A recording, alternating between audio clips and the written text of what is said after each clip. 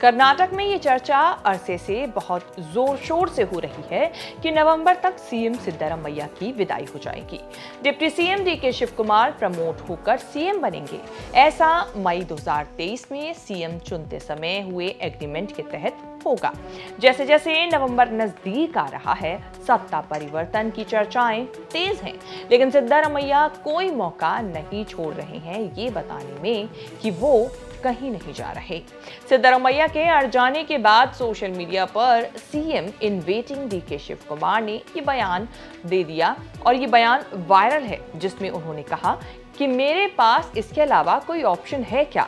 मुझे हाईकमान की बात माननी होगी, सिद्धरामैया का समर्थन करना होगा। उनका फोकस 2028 के चुनावों पर है।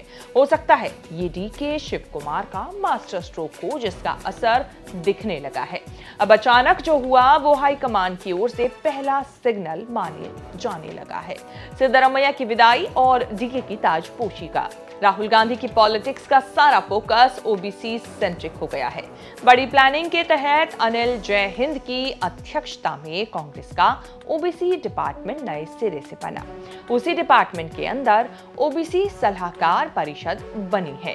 दावा किया जा रहा है कि सिद्धरामैया को परिषद की अध्यक्षता सौंपी गई है। 15 जुलाई को बेंगलोर में कांग्रेस का बड़ा ओबीसी मंच सजने वाला है, जिसकी मेजबानी जो है वो सीएम सिद्धरामैया को करनी है। अशोक गहलोत, भूपेश बघेल, सचिन पायलट जैसे देश भर से कांग्रेस के बड़े बड़े ओबीसी नेता बुलाए गए हैं। कांग्रेस हाईकमान के इसी मूव को सिग्नल मान लिया गया है कि सिद्धरामैया आगे कर्नाटक की राजनीति में सीएम नहीं रहेंगे।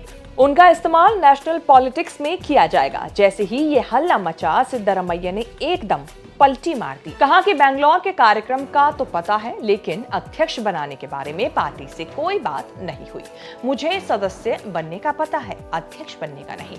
बिना पार्टी से बात किए कुछ कंफर्म नहीं कर सकते। सिद्धरामैया ने दो और बात जोड़ी कि उन्होंने नेशनल लेवल पर किसी पोजीशन की मांग नहीं की। दूसरा, नेशनल पॉलिटिक्स में जाने का कोई सवाल नहीं है। 24 जून को कांग्रेस के ओबीसी विभाग के अध्यक्ष अनिल जय हिंद ने एक्स पर एक फोटो शेयर की, जिसमें वो सीएम सिद्धरामैया के साथ मीटिंग करते दिखे। मीटिंग में एआईसीसी के एडमिनिस्ट्रेटिव अफेयर्स के हेड गुरदीप सप्पल और बीके हरिप्रसाद भी बैठे थे। एक और फोटो डाइनिंग टेबल पर लंच या डिनर की डाली। अनिल जय हिंद ने लिखा, सिद्धरामैया जी का संपूर्ण जीवन एक सामाजिक न्याय के योद्धा का जीवन रहा है। आज उनसे मिलकर ओबीसी विभाग के आंदोलन को लेकर परामर्श किया। सिद्धरामैया का दावा सही है या ओबीसी काउंसिल का अध्यक्ष बनाने की खबर सही, इस पर कुछ क्लियर नहीं है। सिद्धरामैया को कर्नाटक से निकालने के लिए गेट पास बना है या डीके की ताजपोशी का, ये अभी भी सस्पेंस बना हुआ है। मोदी सरकार में मंत्री और कर्नाटक बीजेपी के बड़े नेता प्रहलाद जोशी ने दावा किया कि सिद्धरामैया को राज्य की राजनीति छोड़ने दिल्ली जाने का संदेश दिया गया है। सीएम पद छोड़ने के लिए ही ओबीसी सेल में लाया गया है। जोशी ने भविष्यवाणी कर दी कि सिद्धरामैया से राज्य नहीं संभला, नेशनल लेवल पर ओबीसी पॉलिटिक्स में भी कुछ नहीं कर पाएंगे। अकेले जोशी नहीं, पूरी कर्नाटक बीजेपी यही कह रही है कि सिद्धरामैया को सीएम पद छोड़ने के लिए कहा गया है। कर्नाटक कांग्रेस में सितंबर क्रांति की चर्चा खूब चल रही है। सितंबर क्रांति सीएम बदलने के लिए कही जा रही है।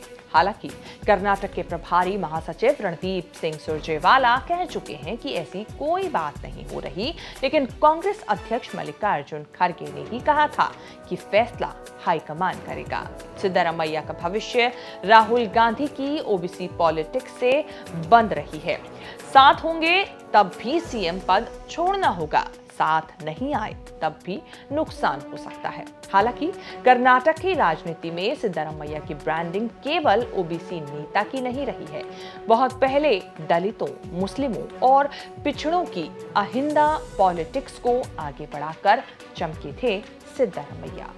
शेष भारत की इस रिपोर्ट में इतना ही। इस रिपोर्ट को लेकर आपकी क्या राय है, कमेंट सेक्शन में जाकर हमें अपनी बात जरूर बताएं और देश विदेश से जुड़ी तमाम बड़ी खबरों के साथ अपडेट रहने के लिए आप देखते रहें न्यूज़ तक।